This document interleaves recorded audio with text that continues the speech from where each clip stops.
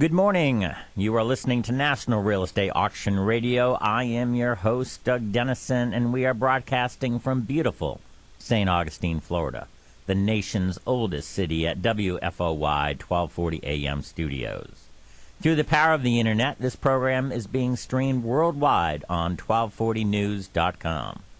The show will also be archived on RowellAuctions.com, as they are the sponsor of this program. Additionally, the show will be posted on YouTube.com. We're going to be talking about real estate auctions, past auctions, upcoming auctions, different real estate markets across the country. We've got a lot of topics today. To help us out, we've got a gentleman from South Florida calling in. We have another gentleman from New Hampshire calling in, and we also have Georgia calling in. So all around the up and down the eastern seaboard. Should be a great show. The radio show mission statement is to provide an educational experience for listeners in a promotional format for auctions across the country. Our listeners are real estate investors, real estate agents, real estate media, bankruptcy attorneys, banking officials, government officials, and the general public. Our sponsor is Rowell Auctions. They are a national real estate auction firm that started in 1936. They do online auctions, on-site auctions, and ballroom auctions. They have offices in Florida, New Jersey, California, Georgia, and have alliances with auctioneers and real estate brokers across the country. They do government auctions, bankruptcy auctions, and much more. Big auction schedule coming up, so check out their website at www.rowellauctions.com, or you can call them at 800-323-8388. That's 800-323-8388. Excited about this show today. Two of the people calling in I've done auctions with before, very large auctions. A gentleman from South Florida, we did a $21 million bankruptcy deal, and the gentleman from Manchester, New Hampshire, we did 106 real estate condos up in a resort in the middle of New Hampshire, and looking forward to hearing from them what's up. They're both VIPs in the real estate world, and excited to have them call in again. And as always, I'm going to push the fact that we've got 14,000 or more government surplus properties that the government holds, and we pay holding cost on these properties every day. These are surplus properties. They are abandoned properties. They are not residential properties. These are warehouses, office buildings, abandoned courtrooms, all kinds of stuff like that, real estate tracts. Let's go to our first caller. Good morning. You're on the air. Hey, Doug, Michael Fay, down in Miami. How are you? Well, fine, Michael, and thank you so much for calling in. For our listeners, give us exactly where you're from and what you do and all that kind of good stuff.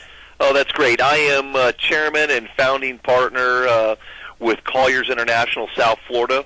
We're based here in South Florida with offices in Miami, Fort Lauderdale, and Palm Beach, and we are strict commercial real estate practitioners where we manage, lease, sell, and do investment sales, and we have got several practice groups. But personally, I am one of the lead rainmakers of the firm as well as relationship guys, and we've got a lot of deals around the country that we handle, and a lot of clients around the country, specifically a lot of large land practice groups, whether it's for Cemex, the largest cement company in the world, FP&L, Florida Power and Light, Flagler Real Estate Services, which is a subsidiary of Fortress Investment Group out of New York. And then we also handle a lot of the special servicers in the CMBS world, the mortgage-backed securities. We handle a lot of properties for those groups right now, and we handle the receivership, the leasing, the management, and the disposition of those properties. And it's been a good time, as well as just having a lot of our great clients and private clients here in the South Florida market, which really under those scenarios we focus from Vero Beach to Key West. Well, tell us a little bit about Colliers. I know you are the man down in South Florida, but tell us Colliers as a whole nationwide. Well, Colliers really is a global firm.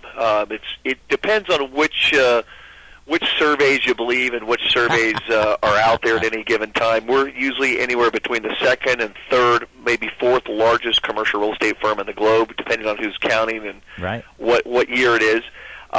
We've got offices all across the globe. We've got 260 offices around the globe. Wow. We've got probably 11,000 different practitioners within Colliers. Nationally, Colliers has got a company called First Service is one of the major, is really the controlling group, which is a Canadian-based company which handles mostly Colliers offices around the globe. There are a handful of us which are not corporately owned, but that's really, I guess, honestly, it's just really here in the Southeast. But we all work together. We all have the same corporate policies and guidelines. So it's a really unified group globally, and it's great to see how we all work together. Well, you spoke earlier about relationships, and absolutely that's the way to go, and it's the trust with your clients and fellow commercial people that, hey, I've got a deal going, do you have anybody, or can you help me here? And I know you are the best at it. Well, thanks, Doug. I mean, you and I have known each other for many years, and we certainly try to do certain things. But I will tell you one of the interesting comments that we're really trying to work through and also enhance within Colliers, and also just how a lot of people are doing business today, is you're right. Relationships are key to any business. And the interesting thing that we've seen over the last couple of years is the difference on how people are considering their relationships. And I was teaching actually a class for Colliers University, and we actually look at every aspect of a deal and or a relationship, or identifying an opportunity, who does the work, who actually follows back up with a client. And we're kind of working on a new way of really dividing the fees and dividing the workload to increase our relationships. Because what we see is a lot of people end up focusing specifically in any given market and or product type, but their influence and their relationships go far beyond that. And a lot of times people don't really focus on how far their relationships reach, and this is a way that people can really monetize some of that, but also reward other people by taking those relationships around the country. And you really need a platform like Colliers to do that. One of the interesting things is, in going back on that, was looking at how people utilize our new technology. I mean, everybody's using iPads, iPhones, BlackBerries, the Androids, whatever PDA they may be using, but it's become an actual, I would say, a benefactor for all of us to be out and about. You can actually be out of your office and actually create relationships and see people. But one of the interesting things that a lot of people are falling into is utilizing emails and the internet as a way to get business. Well, we agree with a lot of that, but we think it's much more of a processor. So we see emails as, you can't create relationships over emails. You might get to somebody, but you got to go and be face-to-face. Right. You got to go and create the relationship and understand what they're doing, and then utilize modern technology, whether it's the internet and or emails, to process the business. That's we always call we're living at the speed of light, and you're just moving so fast, and it's been a great situation. Well, you're the best at that Twitter and the Facebook and the LinkedIn, and I see your name everywhere, and again, kudos to you on that. You and I had the pleasure of working together a few years ago on a major bankruptcy case. Can you play that out? I was the auction project manager and was thrilled to work with you. Well, it's interesting, and working with you has always been great. What we've done in the past is we focus on a lot of different assets and a lot of different situations, and when you have a complex situation where it's litigious, where you got to make sure everything's done right, you got to make sure you assemble the right teams, and that's why working with you was so important. This happened to be a $28 million deal that was a defaulted CMBS loan. It was a securitized loan on a shopping center that was a little over 100 and something thousand square feet. And during that time, we were brought in by the special servicer to manage, lease, and be the receiver. Well, within weeks of that happening, the borrower had filed bankruptcy. And at that point, we were then reappointed as the oversight receiver for the property until the time of the sale. And they decided to use a 363 sale method where we became the plan trustee. And that plan trustee allowed us to go out and market the property and do this. And what was interesting, when we first started looking at the valuations of what we call a BOV, we do a broker opinion of value, and appraisals, we thought the property, our BOV, we thought as Colliers, it would probably trade somewhere in the 17, 18 million range, even though appraisals were coming in at the $14, $15 million range. And remember, the loan was in excess of $28 million. Right. We ended up, of course, utilizing you and your auction services. And we exposed it to thousands of people, and that was in conjunction with Colliers and your group to be able to go out and to create the most interest. And we had, the day of the auction in the courtroom, we had probably 10, 12 bidders. Yep. And then it scaled down to where we had probably 3 or 4 that were continually bidding. And, it was, I think, was it a record, Doug? How many actual bids did we have? Even though the bids, were in increments of maybe $1,000 to $1 million, and they ranged anywhere from between $1,000 and $1 million. How many bids did we have? We had 161 bids, which has to be a record, certainly for one asset. It was really amazing, Mike. Well, and the good news is, the outcome. The outcome was we sold it for in excess of $21 million. So when you look at where the valuations were coming in at, and then what happened to take the value all the way up to where we did, it was a total success story. And then with the amount of money that we received, not only from the auction, but also the monies that we recovered acting as receiver, it was almost, it was close to a full recovery for the lending institution, for the trust within the CMBS special servicer. So it was a really great situation. Well, that kind of success doesn't happen all the time, but that was a nice chance to work together with you, and it's a good segue for my next segment, which is, as you know, you and I have been talking about these 14,000 government surplus properties, which are warehouses, commercial buildings, office buildings, talk about abandoned courthouses, that kind of thing. They're not residential. They're basically commercial and tracts of land. And these properties that the government are holding have been deemed as surplus properties. They are abandoned.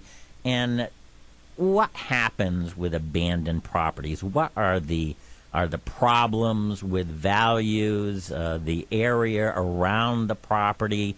Why are the holding costs so much? Because you and I are taxpayers, and we're paying a whole bunch. In fact, GAO, the Government Accounting Office, says we pay $1 billion a year just for these 14,000 properties to sit there. So you're on. Tell me your thoughts. Well, I would tell you, I think you and I know this better than a lot of people, since we were a part of giving some of the studies to Congress, as well as understanding, even when you go back and you look at some of the other judges and some of the other people that helped author some of these issues and highlight these issues and how to handle them within the government. And you may want to address that in a moment when I'm finished, kind of telling you what my thoughts were. Many years ago, I had the United States government, U.S. Marshal Service contract, where we handled 600 assets from Vero Beach to Key West. and we had to handle everything. I mean, and this was mostly all the drug seizures. We had to handle the crack houses all the way to auto dealerships, hotels, apartment buildings, office buildings, single-family homes, multifamily properties. And what happens is, if you don't have somebody that's physically overseeing these properties, they end up, deteriorating. And what happens is, a lot of times when you don't have a property that's occupied, and little simple things, just checking it on a monthly basis, these properties end up escalating in cost dramatically, and that's why the government had hired a firm like ours to go and handle this. So with these 14,000 governmental properties, first of all, we all know the government's inefficient, and it's inefficient in many ways. And no matter what your political beliefs are, there is a better way to do certain things. And when you can meld public and private companies to help oversee certain things, you'll end up saving money. And with firms like Colliers or firms like yourself, getting rid of these assets becomes an important part of not only reducing what happens on carry costs, but also creating value. And we have definitely been in the doldrums for 5 years, and the economy's been in horrible shape for over 5 years. So, the government shouldn't be any different than any other company that we represent.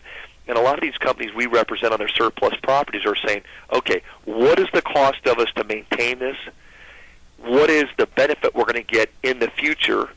And then also, how do we create cash flow or cash back to the balance sheet, or back to where it almost becomes a double whammy, where you don't have to pay for the cost of it, and you add cash back to the coffers to where you strengthen the balance sheet or use it to pay off other debt.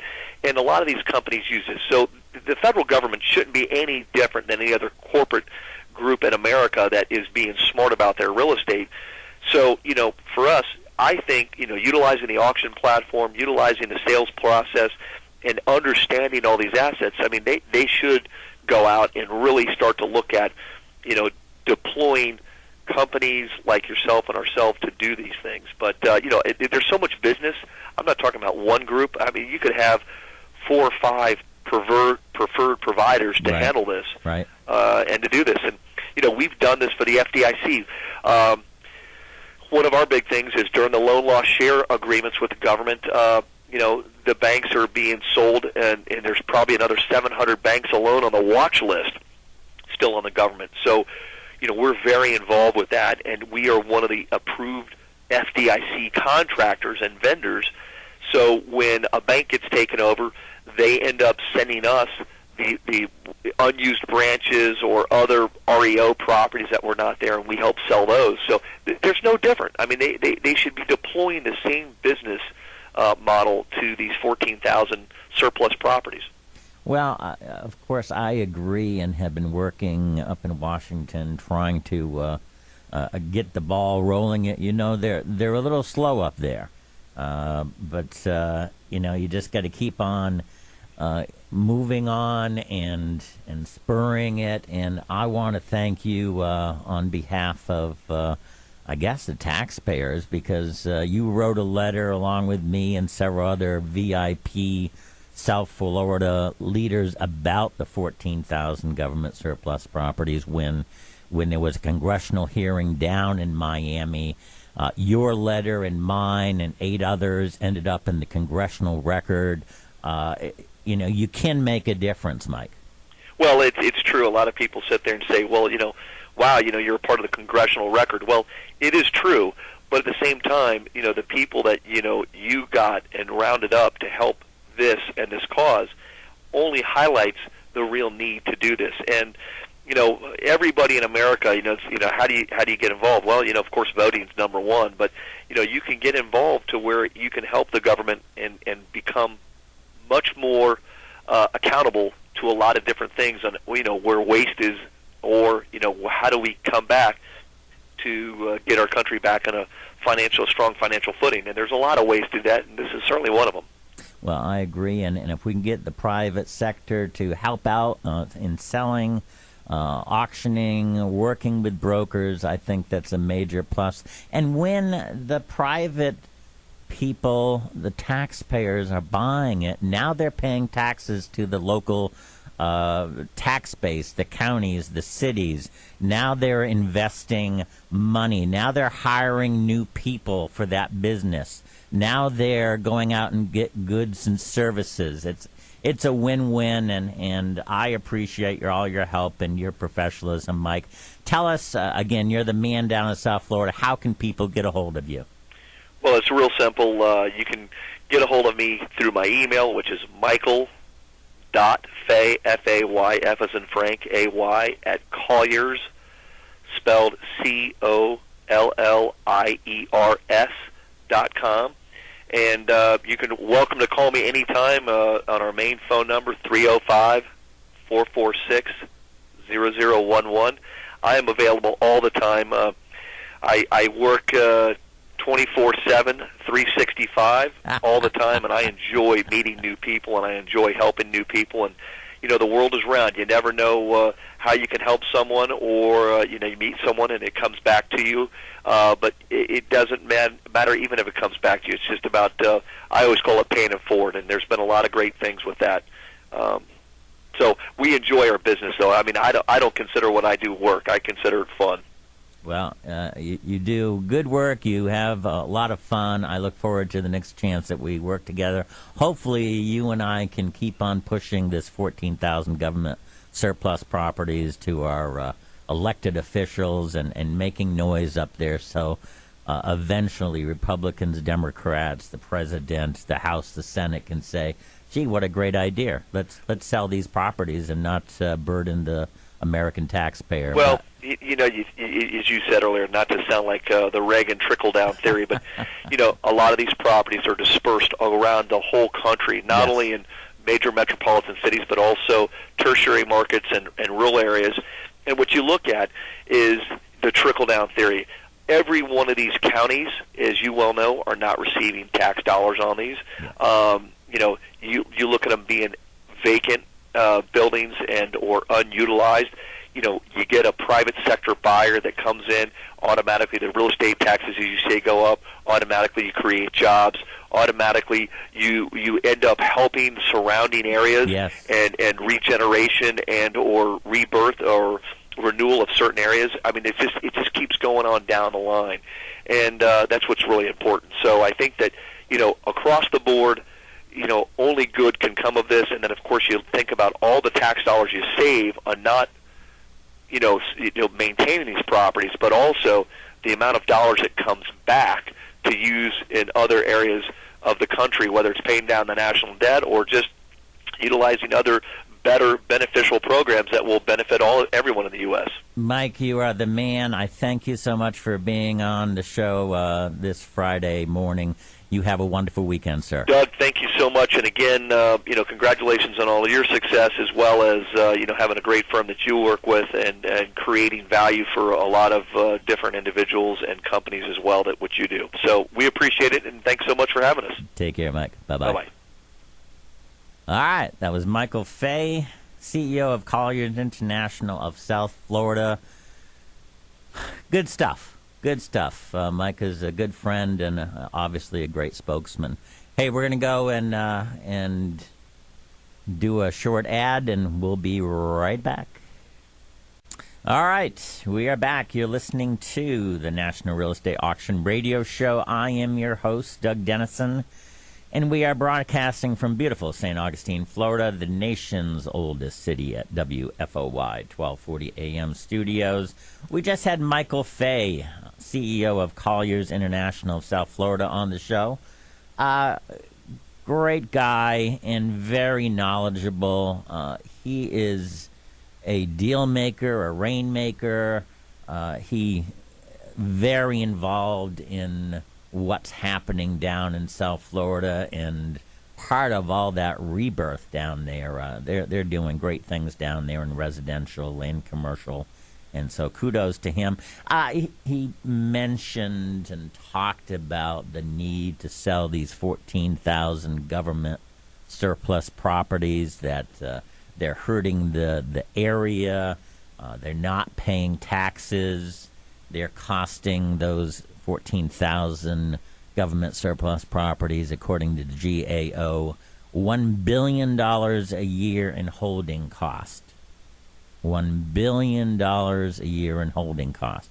So, if we could sell these properties, bring that money back into the coffers of the American budget, I mean, that sounds like a win-win to me. All right, we've got a new caller. Good morning, you're on the air. Hey, Dan Sklar. Hey, Dan. Wonderful to have you on the show. For our listeners, tell us who you are, where you're from, and what you do, sir. Well, I'm Dan Sklar. I'm an attorney specializing in bankruptcy and financial restructuring matters, and I'm with the firm of Nixon Peabody. I spend most of my time in the Manchester, New Hampshire office and the New York City office. But we have offices all across the country, from Manchester, New Hampshire to Palo Alto and San Francisco, California, and Chicago, and everywhere in between, and Shanghai and London, Paris. Wow, I did not know that. Listen, you and I got together, believe it or not, and it had to be one of the coldest days up there. I had to. Here's a boy from South Florida coming up there, even though I lived in New Hampshire for many years. That was a long time ago. The blood has thinned out too much, huh? Man, I was up there, and I'm getting ready to see you and go to your office, and I'm there with no mittens, no gloves, no hat, and trying to take the ice off of my rental car as I'm going toward you, and I'm saying, wow, I love Florida. I love coming up to New Hampshire, but maybe I can do that next year during the summertime. Yeah, I think you'd enjoy it a lot more.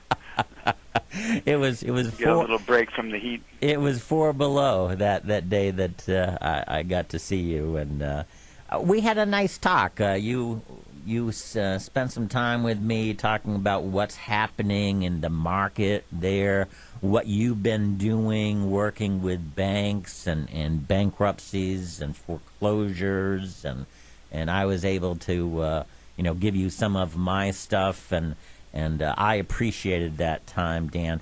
Tell us and our listeners what is happening in the New England area as far as the market, if you will.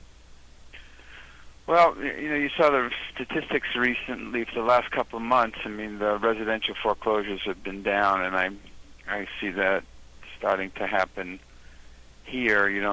It's still an unusual volume as compared to 2005 or 2006, but it's definitely an ebb tide in terms of what the situation looked like in 2008 and 2009.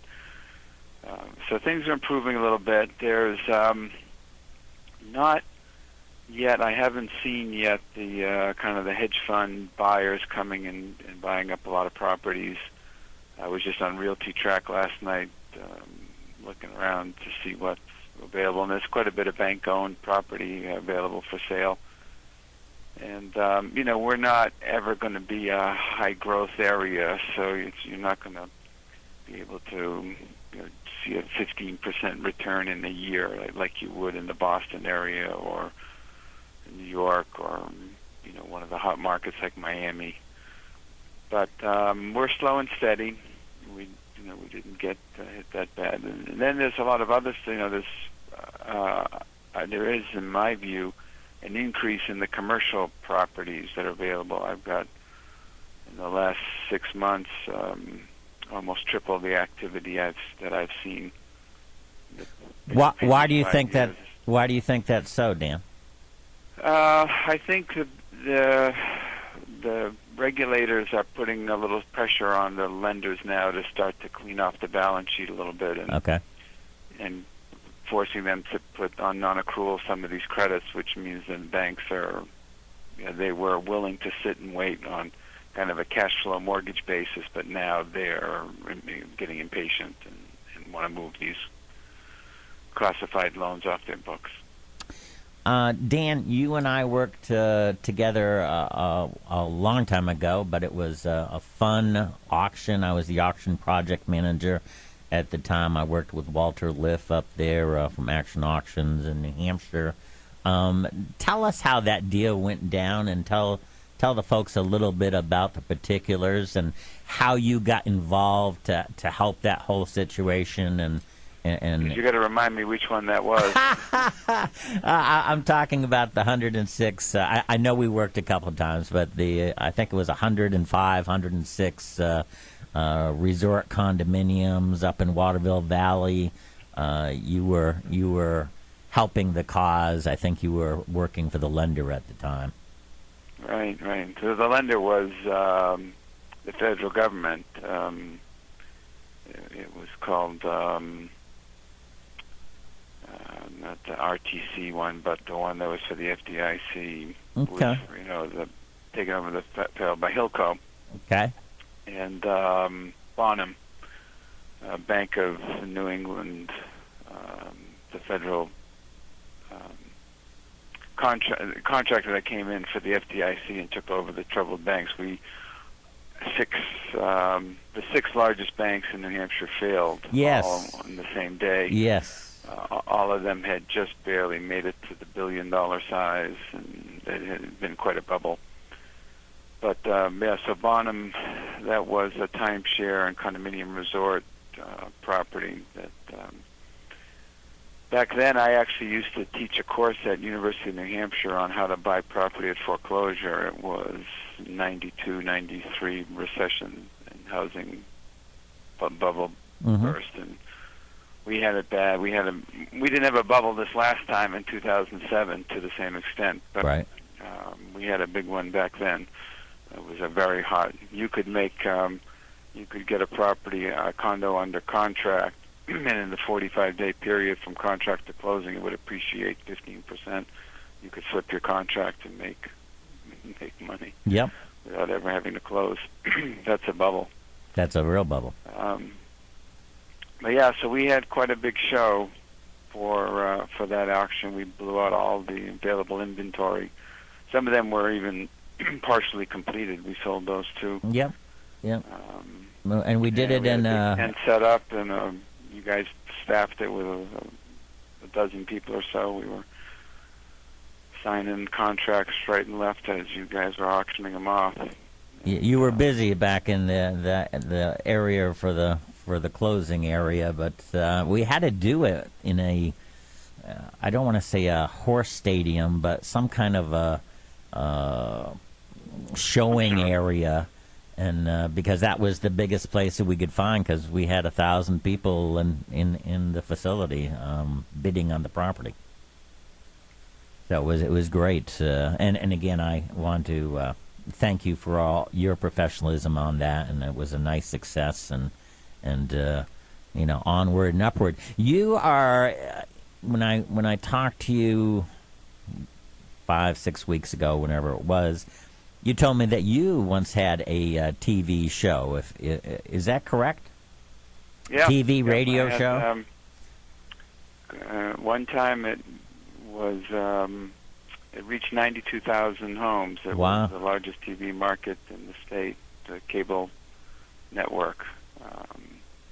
Got to interview, it was a show that focused on politicians and senior government employees like the commissioners of the Department of Revenue Administration or state senator or U.S. senators, and in that I got to interview all the, we're first in the nation primary. I got to spend 45 minutes one-on-one time with all of the major and minor presidential candidates, everybody from Jerry Brown and Lola Falana to Bill Clinton and Bob Dole. Everybody in between. It was a lot of fun. Well, it's we shared some broadcasting stories, I remember, and so it was fun talking about that. Now that you're seeing more commercial assets, I had just got done with the first interview earlier today. We were talking about the 14,000 government surplus properties that the government has, abandoned properties, not residential, but commercial, abandoned office buildings, courthouses, warehouses, and land. You know probably better than most how much it costs to keep properties that are abandoned, not being used, as far as holding cost. And we brought up the fact that the government GAO office said these 14,000 government surplus properties is costing the American taxpayers $1 billion a year in just holding cost. What kind of holding costs do the banks and the government have to pay, and why does it deteriorate the property so much? And you know, your thoughts on what we should do to get rid of these properties. Well, I learned the first day of real estate law in law school that an empty building deteriorates much faster than one that's occupied. It's really amazing. It is amazing, isn't it? Yep. Yeah, you get infestations and mold and all sorts of things because you're not heating the building, you're not cleaning it, you're not occupying it, you're not maintaining it. You don't realize all the little maintenance you do all the time in your house or your property, commercial property, and you know, you have a roof leak, it goes undetected for weeks. Yes. As opposed to when you're occupying the premises, you have a roof leak, you notice it right away, you get the roofer in, you patch the roof, you fix the wet spot in the ceiling, and before the mold comes, and you maintain it. And so an empty building, I don't know, the federal government, as far as carrying costs, the largest one usually that individuals deal with is real estate taxes, but the states and the municipalities cannot tax the Fed. So the federal government property is not subject to real estate taxes. I'm not sure about insurance. That's the next largest cost generally.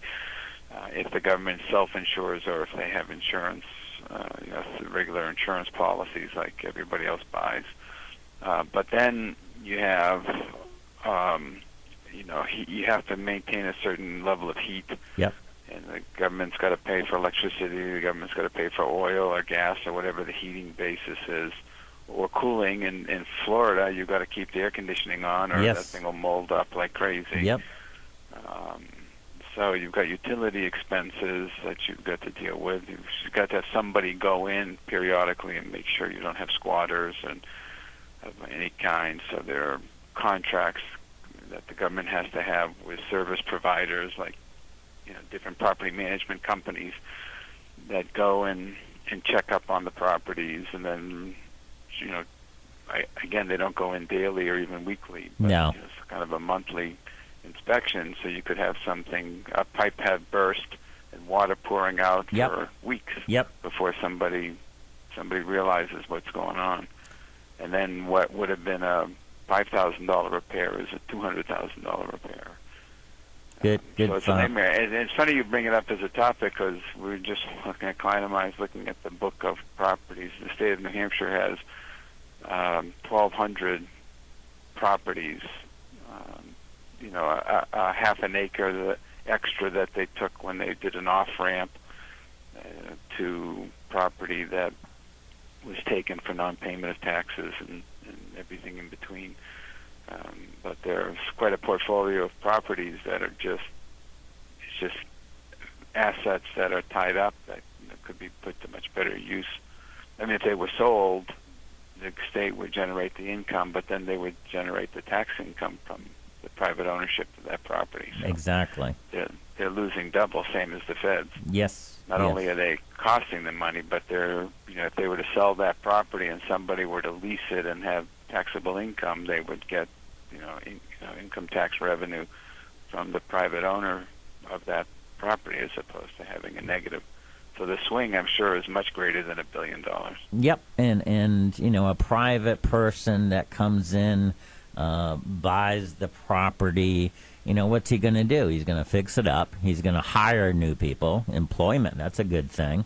He's going to buy goods and services, and all of the area businesses are going to have a good effect because now you got people coming in left and right, and now the the local gas station is going to get more money. Now the local coffee shop, all these businesses that have really been hurt for the last few years because of this abandoned building now will reap benefits if the government, and when I say government, I talk about the federal government, but you're exactly right. The states, the counties, the cities, they all have these properties that just keep on, the budget keeps on going on, and they just sit there, and it's not good business sense.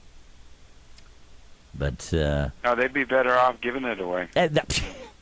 But the thing is to auction it. Just auction it, whatever. Just auction it, and absolute auction, and yep, let it go. I love what you say, and again, that's worked with you and I before, and it's a win-win situation, and I definitely appreciate it. Dan, again, you're the guy up there, the VIP bankruptcy attorney. Tell us how people can get a hold of you. Well, the easiest way is through the website, just www.nixonpeabody, NIXONPEABODY.com. I'm there on the financial restructuring group. Last name is spelled Sklar, simple, and happy. Like I said, we take care of matters all across the country and in Europe and in Asia, so it's kind of a one-stop shop. Well, I like it, works and pretty well for our clients. You do a great job. I appreciate the time when I was up there in that coldness, but also the fact that you're calling in today. Dan, I hope to work with you again, and again, thank you for your thoughts and comments from New Hampshire No today. Nice being with you. All right, Dan, take care now. Bye-bye. Bye. All right, that was Dan Sklar. He is a bankruptcy attorney, and when I say VIP bankruptcy attorney, he's one of the best up there. He splits his time between New Hampshire and the New York office, so he travels to and fro. Good guy, and again, he's got the pulse and is on the pulse of that area and involved in some big stuff. I was very interested in the 1,200 New Hampshire properties, of course. The fact that he also said there's more commercial properties coming his way, whether it's bankruptcy, whether it's foreclosure, interesting stuff. So Dan Sklar, thank you so much. Again, he's a bankruptcy attorney from Nixon Peabody in Manchester, New Hampshire. Want to thank both of my guests, Michael Fay, CEO of Colliers International of South Florida from Miami, and then Dan Sklar from Nixon Peabody in Manchester, New Hampshire. We've got our next caller.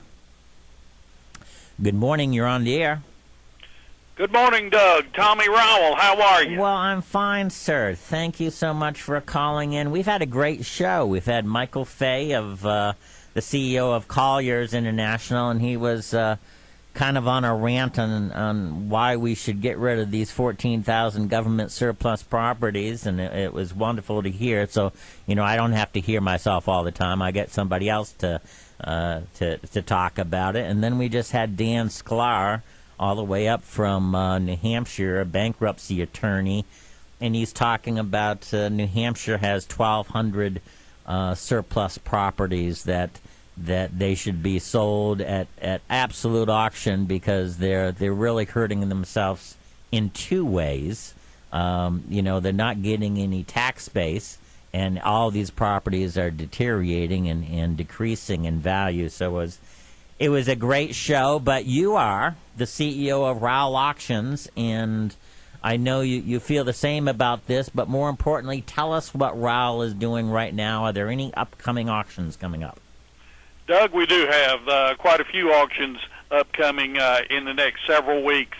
Next Tuesday, we'll be selling 6 assets down in Thomas County. They're homes and lots. And then on March the 7th, we're in Albany, Georgia, selling a 100,000 square foot industrial building that's sprinkled, Wow. set up with loading docks and make a good distribution center. And then on the 13th of March, we have another industrial complex with about 80,000 square feet in New Iberia, Louisiana. That's on Bayou Teche, which certainly has got a great location value. I know where New Iberia is. A fine town near Lafayette, Louisiana. Absolutely. Down in Cajun country. Cajun country. Well, when you get there, make sure you get some of that fine Cajun cooking. It's one of the best. You know, we've been talking to both of our guests about the 14,000 government surplus properties, and that the GAO was saying that it's costing the American taxpayer $1 billion a year in holding cost. And both Michael Fay and Dan Sklar talked about why it cost this amount, and the security and the electricity and the oil and the fact that if there's a leak in the roof, if it's a ongoing entity, you can find that there's a roof in the link. There's a leak in the roof, immediately. But when there's no one there, that turns out from a $5,000 problem to a $200,000 problem. And so it's one of the things. You and I have been in Washington, D.C. a couple of times pushing this. What are your thoughts, and how could auction firms like Rowell Auction help out? Well, Doug, we need to be visiting with our congressman in pushing the sale of these assets, because deterioration is really one of the greatest threats that you have with these properties. And auctioneers also need to be contacting the state and local municipalities, because every both state, local, and national governmental agencies do have surplus properties that really need to be sold, put back on the tax rolls, and avoid having to pay that costly holding for deterioration taxes, insurance, and maintenance. It was funny. Dan Sklar mentioned that the government agencies would be better off giving the properties away rather than keeping them. And he says, you should really sell them by auction, to absolute auction. That's the way to go. And I said, Dan, I love you for that comment. Well, that it is the way to go. It's a win-win situation. We've got to convince the elected officials to, play house better, and Democrats and Republicans and the president. But I just appreciate all the work you have done, Rowell Auctions have done, to push this along. It's a win-win situation. It needs to be done, and the National Auctioneers Association should be very happy that you've done this, and also all the real estate brokers, because you're also pushing the private sector. But most importantly, the taxpayers. I mean, $1 billion a year, Tommy, that you and I are paying for, and very few people realize it or understand it.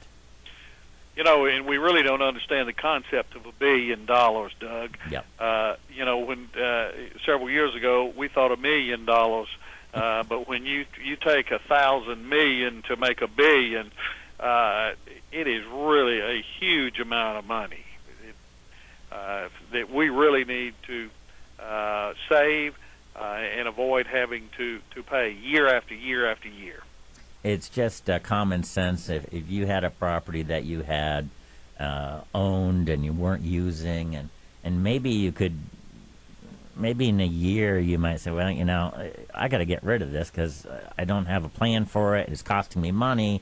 And, just times that by 14,000 properties, and you get the full extent of it. So, again, kudos to you for all your hard work on that. I know you've talked to many of the senators and congressmen up there. So, again, Rowell Auctions doing a great job. How can people get with Rowell Auctions, find out about all these auctions coming up? You could go online at Rowell Auctions, ROWELLAUCTIONS.com. Click on upcoming sales, upcoming auctions, and see a full list of all the auctions.